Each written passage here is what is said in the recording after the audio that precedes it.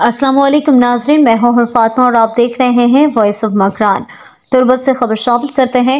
Election के दौरान दहशतगर्दों का बहादुरी के साथ सामना करने और इनके हमलों को पसपा करने वाले लिविस फोर्स के जवानों को नकद इनामात से नवाजा गया और खराज तहसीन पेश किया गया। इस सिलसिले में एक तकरीब डिप्टी कमिश्नर के दफ्तर में मुनक्कद हुई।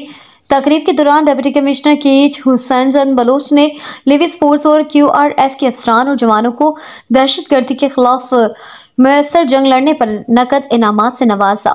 इस मौके पर डिप्टी कमिश्नर केएच हुसैन जन बलोच ने खिताब करते हुए किया और कहा कि इलेक्शन के दौरान अपनी जान की परवाह न करते हुए हर महाज पर दहशतगर्दों के हमलों का सामना करने वाले और इनके हमलों का मुंहतोड़ जवाब देने वाले लिविस फोर्स के जवानों को खराज तहसीन पेश करता हूं कि उन्होंने साबित कर दिया कि इनमें दहशतगर्दों और जुराम पेशा अफराद से निपटने की सलाहियत और जज्बा मौजूद है। उन्होंने कहा कि जनरल इलेक्शन के दौरान लिविस फोर्स पर शमूल QRF ने जिस बहादुरी के साथ अपने फ़राइज़ की सरअंजामदही की थी, काबिल सताइश है।